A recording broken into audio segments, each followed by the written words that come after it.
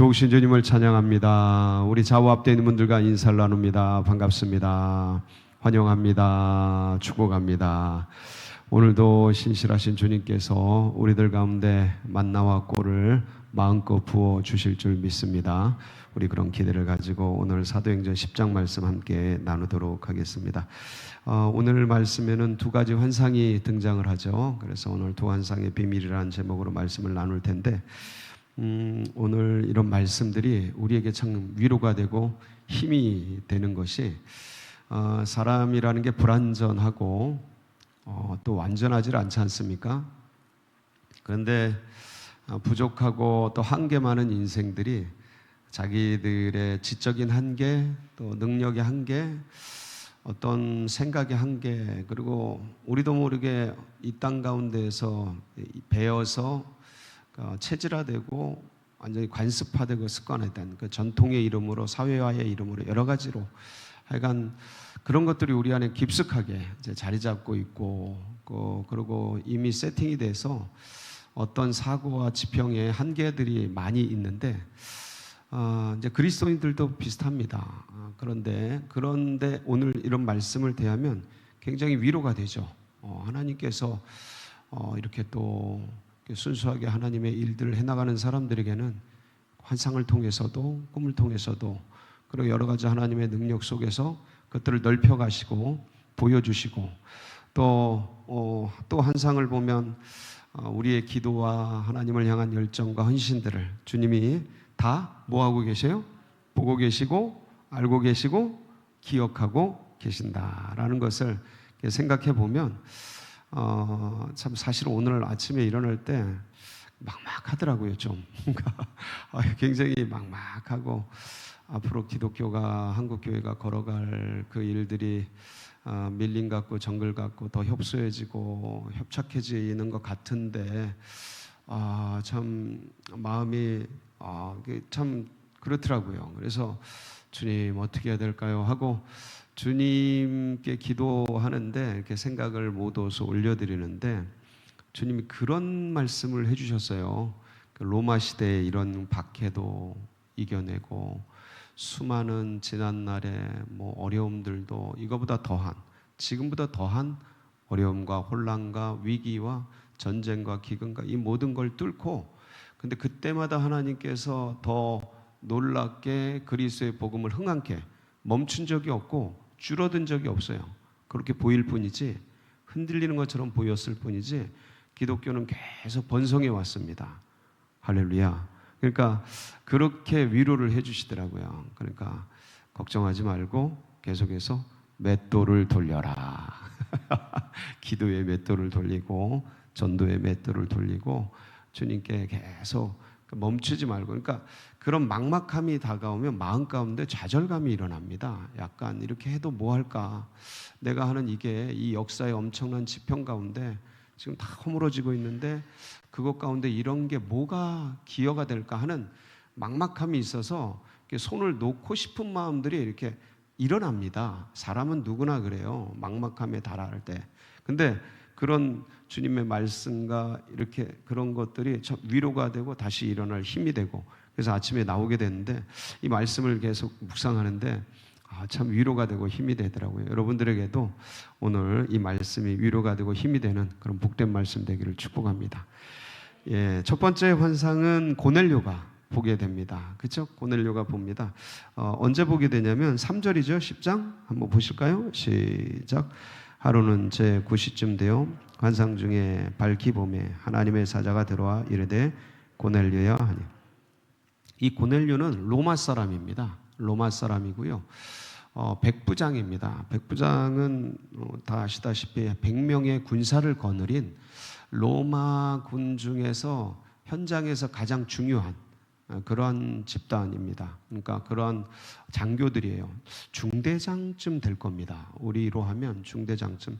근데 그 권세가 막강합니다. 아주 굉장해요. 그래서 이 백부장은 많은 여러 가지 귀한 대접을 받는 그 로마군 중에서 가장 중요한 핵심 보직인데, 이런 사람들이 이제 자기의 점령지인 이스라엘에 와서 주둔하고 있는 거죠. 주둔군, 점령군들은 굉장히 어떤 권력이 막강합니다. 그 중에서 이 군부 정권, 군사 정권 시대, 군사 시대이기 때문에 이 더군다나 이제 군인들이 더 강력한 권세가 있죠. 근데 자기들이 점령한 그 국가의 신을 믿는 것은 아주 독특한 경우입니다. 그러니까 자기들이 믿고 있는 로마의 신이 강하기 때문에 그 당시는 전쟁이라는 게 신들의 전쟁이에요. 사람들이 싸우지만 내가 믿고 있는, 로마가 믿고 있는 신과 이스라엘이 믿고 있는 신이 전쟁을 통해 싸우는 거죠. 근데 로마의 신이 더 세니까 약한 이스라엘 신을 점령했다고 생각하는 시대였습니다. 그래서 더 로마의 신이 강하기 때문에 강한 신을 믿겠습니까? 약한 신을 믿겠습니까? 당연히 강한 신을 믿죠. 그래서 점령지의 신을 믿는 경우는 흔치가 않은 경우입니다.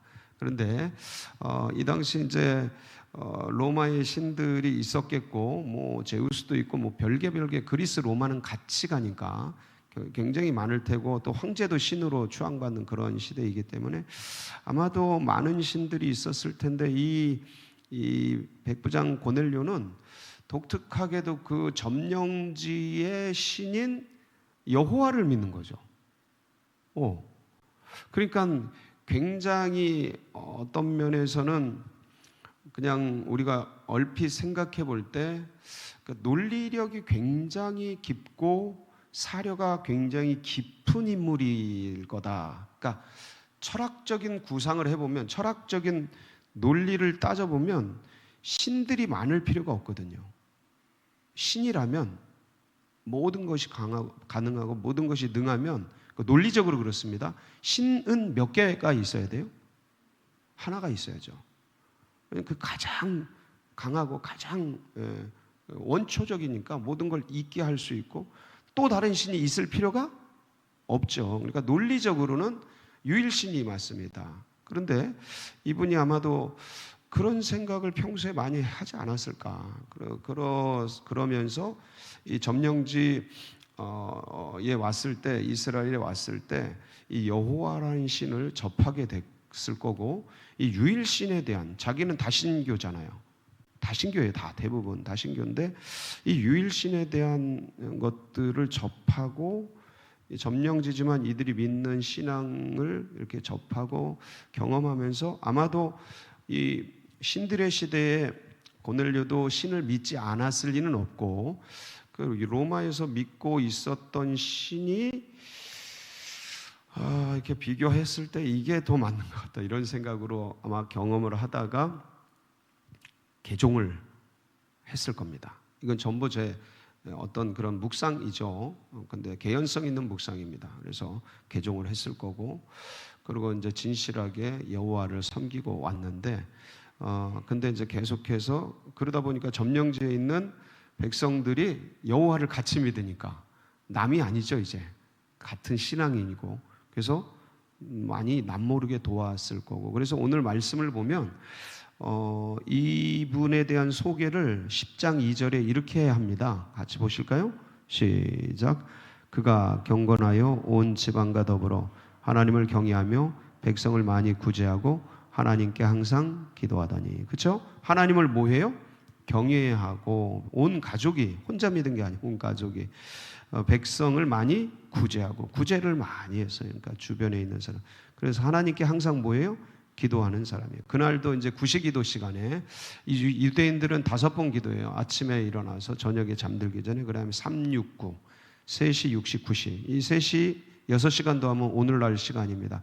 9시 기도, 12시 기도, 오후 3시 기도, 이렇게 369로 하는데, 구시기도 시간에 오후 3시쯤 돼서 점심 먹고 나서 노곤할 때인데, 이때 이제 기도하는 중에 환상을 봅니다. 환상을 보는데 하나님의 사자가 나타나서 너 저쪽 요바에 베드로라는 사람이 있는데 그쪽에 가서 베드로를 청해서 말씀을 들어라 하고 하는데, 그때 이 하나님의 사자가 고넬료에게 했던 말씀이 굉장히 아주 너무 은혜가 되는 말씀입니다. 4절 말씀인데 한번 보실까요? 4절 시작.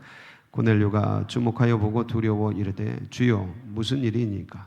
천사가 이르되 내 기도와 구제가 하나님 앞에 상달되어 기억하신 바가 되었으니. 내 뭐가요? 기도와 구제가 하나님 앞에 상달되어 뭐였어요? 기억하신 바가 되었다. 여러분들의 기도가 그냥 땅에 떨어지지 않고 반드시 하늘에서 하나님 앞에 상달되고 주님이 기억하신 바 되기를 축복합니다. 그래서 우리의 기도는 그냥 땅바닥에 흘러가지 않습니다. 반드시 하나님 앞에. 그래서 기도는 쌓이는 거예요. 기도는 상달되고 기억하신 바 된다 그러잖아요. 기억하시고 기억하시고 기억하시고. 그래서 뭐가 차면? 때가 차면 역사하는 거예요. 때가 차면. 그래서 이렇게 힘들고 혼란스럽고 개인적으로도 그렇고 뭐 사회적으로, 교회적으로, 국가적으로, 민족적으로, 전 세계적으로 혼란스럽고 그럴 때 가장 중요한 게 뭐냐면 마음을 다스리는 거예요. 마음을 다스리는데 가장 핵심적인 게 뭐냐면 기도입니다. 내 기도와 구제가 하나님 앞에 상달되었고 내 기억되었다. 그러니까 이게 이제 본인에게도 제일 좋아요. 본인에게도. 그래서 여러분들 이때에 더 많이 기도하시고 나라 민족과 교회와 영혼을 붙들고 기도하는 여러분들 되시기 바랍니다. 자, 그래서 이제 두 파인과 한 부하를 시켜서 요바로 이제 사람을 보냅니다. 요바까지 50km 돼요. 지도를 보면 그 어제 지도 봤던 거 기억나십니까? 요바에서 가이사랴까지 50km 정도 돼요. 그러니까 하루길이 넘죠. 네. 이제 해서 다음 날 이 사람들이 고넬료가 보낸 사람들이 이제 요바에 와가지고 그 시몬의 집에 무드장이 시몬의 집에 달아달았을 때가 낮 12시경 가까이 됐을 때예요. 그러니까 쉬지 않고 오신 것 같아요, 이분들이. 자, 12시경이 되니까 이게 이제 육시 기도 시간이거든요. 베드로가 이제 올라가서 지붕에 올라가서 옥상에 올라가서 기도하려고 하는데 12시 되면 어때요?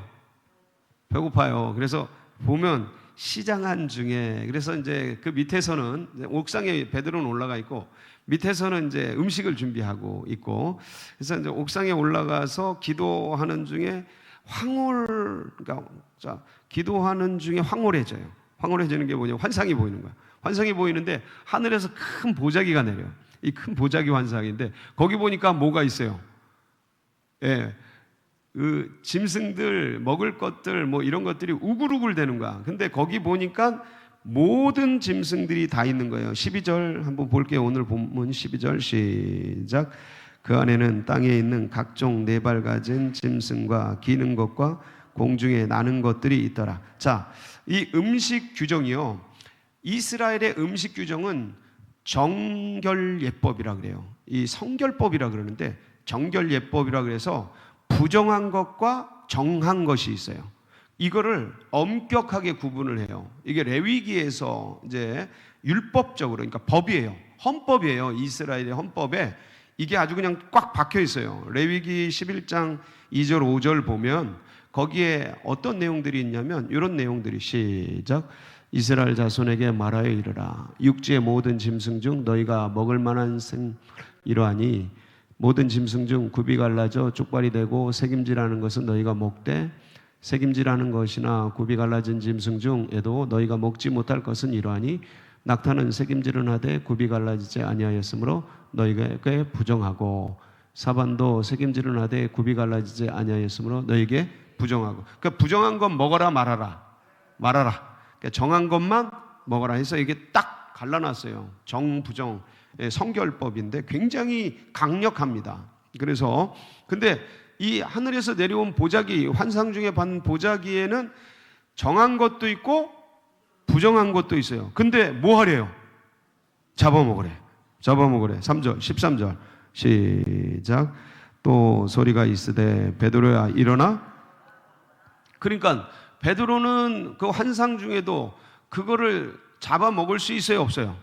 부정한 것도 있는데 먹으면 안 되죠. 이게 이제 전통법이잖아요. 몇천 년 된 전통법이잖아요. 그러니까 베드로가 14절에 그럴 수 없나이다. 속되고 깨끗하지 아니한 것을 내가 결코 먹지 아니하였다. 그러니까 또 내려오는 거예요, 보자기가. 그러면서 15절에 뭐라 그래요? 자, 같이 봅니다. 15절 시작. 또 두 번째 소리가 있으되 하나님께서 깨끗하게 하신 것을 네가 속되다 하지 말라 하더라. 하나님이 뭐 한 걸요? 깨끗하게 하신 것을 네가 속되다 하지 말라. 왜 그러냐면, 이 말씀을 왜 하셨냐면, 주님께서, 예수님께서 제자들과 함께 있을 때 이미 이 이스라엘의 율법적으로 내려오던 음식 규정, 정결과 부정교리, 이 성결법을 주님이 폐지하셨어요. 이 폐지하셨다라는 건 뭐냐면, 뭐 자기 욕심을 위해서 막 먹어라 이게 아니고, 주님 나라를 위해서 그러한 것들은 해제시켜라 이런 의미예요. 주님의 나라, 선교 목적으로, 주님의 나라, 경건을 목적으로, 복음을 전하는 목적으로. 왜냐하면 이방인들은 이런 것들이 그냥 적용되지 않거든요. 이스라엘에만 적용하고 있거든요. 그래서 이제 마가복음 7장 18절로 20절에 보면 주님이 이런 말씀을 하신 거예요. 거기 봅니다. 시작. 예수께서 이르시되 너희도 이렇게 깨달음이 없느냐? 무엇이든지 밖에서 들어가는 것이 능히 사람을 더럽게 하지 못함을 알지 못하느냐? 이는 마음으로 들어가지 아니하고 배로 들어가 뒤로 나감이라. 이러므로 모든 음식물을 깨끗하다 하시니라. 또 이르시되 사람에게서 나오는 그것이 사람을 더럽게 한. 그러니까 음식 규정 가지고 정부정, 씻지 않은 손으로 제자들이 밥 먹는 걸 가지고 뭐라고 바리새인들이 그러니까 이런 얘기들을 주님께서 하신 거예요. 그러니까 이제 음식 씻지 않은 손으로 먹거나 음식 자체가 정부정한 게 아니고 사람에게서, 속에서, 속마음에서 음식 들어가는 게 사람을 더럽게 하는 게 아니고 속에서 나오는 그것이 사람을 더럽게 한다라고 하면서 모든 음식은 깨끗하니라 하고 주님이 이미 알려주셨어요. 제자들이 전통 속에서 주님의 말씀을 기억하고 있지 못하는 것뿐이죠. 그리고 감히 적용을, 사회 환경이 그러니까 감히 적용을 하려고 하질 생각을 못한 거죠. 그러니까 인간의 한계와 주님의 확장, 세계 선교를 향해 뻗어나가는데 이게 그동안은 이스라엘을 지탱하는 법적으로 효력이 있었지만 때가 되니까, 이제 개혁할 때가 되니까 이게 새로운 것으로 바뀌어야 되거든요. 새 그릇으로 바뀌어야 되는데 그동안 전통 속에 머물러 있었던 사람은 여기가 좋사오니 이거를 의식적으로 전통에 갇혀서 벗어나려고 하지를 못하는 거예요. 그걸 예수님이 이미 말씀하셨는데, 그런데 이 제자들은 그 안에 있는 거예요. 그래서 바울을 택하는 거예요. 이 제자들을 택하는 게 아니고 이방 선교를 위해서 바울을 택합니다. 이 베드로는 이렇게까지 했는데도 그 의식이 물론 조금은 바뀌었겠지만, 이방인들에 대한 태도들이 바뀌겠지만, 그런데 그 몇천 년 동안 익혀오고 그리고 뭔가 이렇게 체질화된 그것들이 잘 벗겨지지 않았던 것 같아요. 그래서 바울을 택하는데, 바울이 나중에 로마서 14장 14절로 20절에 이런 음식 규정에 대해서 명확하게 말합니다. 시작. 내가 주 예수 안에서 알고 확신하노니 무엇이든지 스스로 속된 것이 없으되 다만 속되게 여기는 그 사람에게는 속되니라. 만일 음식으로 말미암아 네 형제가 근심하게 되면 이는 네가 사랑으로 행하지 아니함이라. 그리스도께서 대신하여 죽으신 형제를 네 음식으로 망하게 하지 말라. 그러므로 너희의 선한 것이 비방을 받지 않게 하라. 하나님의 나라는 먹는 것과 마시는 것이 아니요 오직 성령 안에 있는 의와 평강과 희락이라. 이로써 그리스도를 섬기는 자는 하나님을 기쁘시게 하며 사람에게도 칭찬을 받느니라. 그러므로 우리가 화평한 일과 서로 덕을 세우는 일을 힘쓰나니 음식으로 말미암아 하나님의 사업을 무너지게 하지 말라. 만물이 다 깨끗하되 거리낌으로 먹는 사람에게는 악한 것이라. 그러니까 만물이 다 깨끗한 거예요. 음식물이 다 깨끗한 거예요. 근데 그걸 깨끗하다, 부정하다 이렇게 여기는 그 사람에게만 부정하다, 이 얘기를 하면서 음식이 다 깨끗하다, 그것으로 거리끼어 하지 마라, 형제를 향해서 나아가라, 이런 이제 바울이 권면을 하게 되는데, 이게 주님께서 히브리서 9장 9절 10절 거기 보면 개혁할 때까지 맡겨뒀다고 말씀하고 있습니다. 시작. 이 장막은 현재까지의 비유니 이에 따라 드리는 예물과 제사는 섬기는 자를 그 양심상 온전하게 할 수 없나니 이런 것은 먹고 마시는 것과 여러 가지 씻는 것과 함께 육체의 예법일 뿐이며 개혁할 때까지 맡겨둔 것이니라. 그러니까 율법이 효력이 없는 게 아니라 개혁할 때까지 개혁자인 예수 그리스도가 오셔서 그것을 자유롭게 할 때까지 맡겨둔 것이고 개혁자가 왔으니 이제 그 말씀을 따라라, 이런 말씀이거든요. 근데도 이제 베드로는 이 3번을 영거포 하는데도 하나님이 깨끗하다 했는데 인간에게 새겨진 이 견고한 진이 이게 이제 우리로 말하면 지금은 이게 유물론, 진화론, 어떤 그런 것들이죠. 예. 그러니까 다원론 이런 것들이에요. 근데 이게 굉장히 세요. 그런데 하나님이 깨끗하다 했는데도 이제 베드로는 이러고 있는 거죠. 이게 그리스도인 중에 최고 제자잖아요. 그런 거예요. 근데 오늘날도 그럴 수 있으니 우리가 계속해서 이게 한계, 그러니까 베드로의 한계고 우리의 한계예요. 그런데 이게 뭐 이렇게 안 하려고 하는 게 아니고 순수하잖아요. 베드로가 자기 한계, 인간의 한계고 전통적으로는 묻어있는 한계인데 그걸 뭐 어쩝니까? 우리의 모자람이 이제 인간이 완전할 수는 없잖아요. 모든 면에 다 완전한 사람이 세상에 어디 있어요. 근데 순수하게 하니까 주님이 가르쳐 주시는 거예요. 네.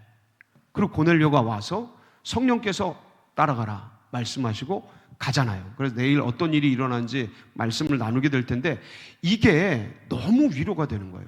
왜냐하면 우리는 한계 많은 인생이고 부족한 인생이고 서로 모자란 인생인데 그걸 탓하고 뭐 할 게 아니라 같이 기도하면서 고넬료처럼 구제하고 기도하고 이러면 하나님이 때가 참에 역사하시고 응답하시고 상달되고 기억하시고, 그 다음에 베드로도 한계 많은 인생이지만 그것을 향해서 이렇게 진실하게 이분도 선교하고 전도하고 헌신하고 그러는 분이잖아요. 그렇지만 한계가 있잖아요, 명백하게. 근데 그거를 주님이 환상을 통해서라도 말씀해 주시잖아요. 복음의 확장을 통해서, 복음의 전달, 선교를 하려고 그거를 열어주시잖아요.